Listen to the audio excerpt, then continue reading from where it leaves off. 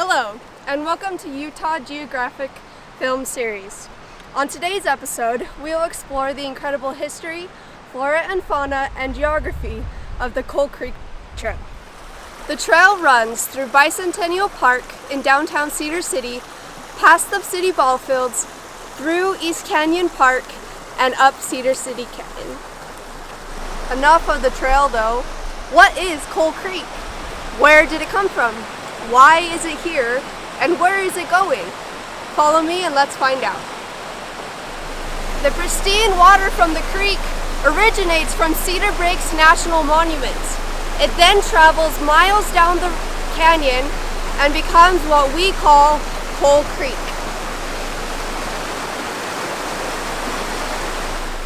Our neighborhoods divert water from Coal Creek into multiple canals and ditches, spreading its H2O glory all throughout our wonderful home. Let's talk about rocks. Rocks are so cool! This is a rock! Do you want to touch it? Too bad! On the first mountain appearing on our right, we see rock strata. Rock strata is just stacked up layers of sedimentary rock. Sedimentary rocks are rocks composed of individual fragments of minerals or other rock fragments. The mountain has a diagonally formed stratigraphic section because there is a sequence of sedimentary layers stacked and compressed side by side rather than one atop the other like most rocks and mountains. Around the bottom of the mountain, we will find enormous rocks spread out. This is due to erosion. Most rocks are colored by iron compounds. Depending on their chemical state and compounds, rocks may be colored gray, black, brown, red, green, yellow, or pink. Other elements that can distinguish a rock's color are carbon, manganese, and copper. Carbon makes a rock black. Manganese gives black, brown, red, and purple. And copper gives chiefly green.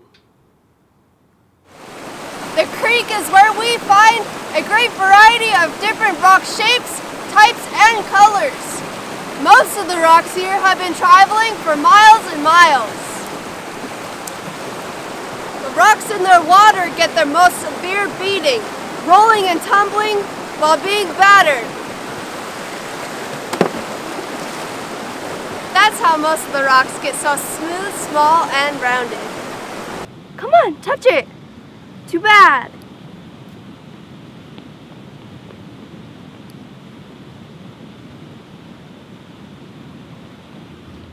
This is a shoe tree. You can tell that it's a shoe tree by the way that it is.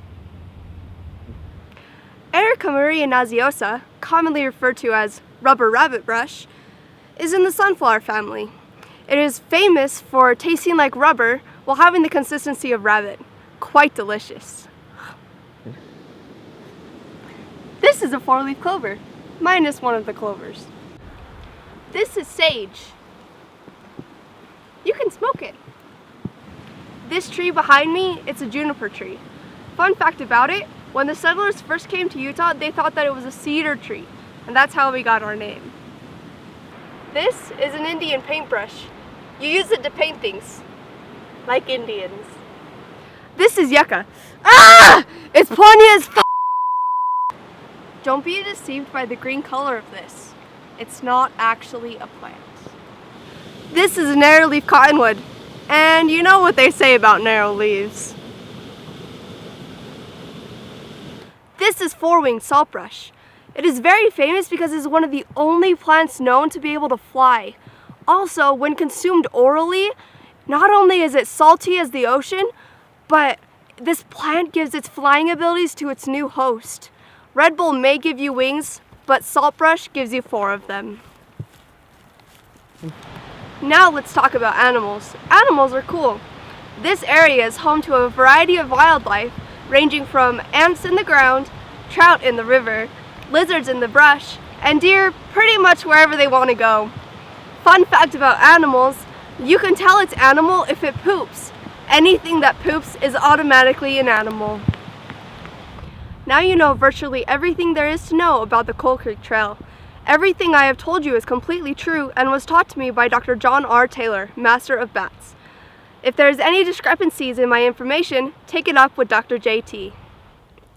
Thank you for joining us on today's episode of Utah Geographic. Stay tuned for next week's episode where we explore the unique Iron County species known as the Nelson and Tyson, famous for their bizarre romantic friendship.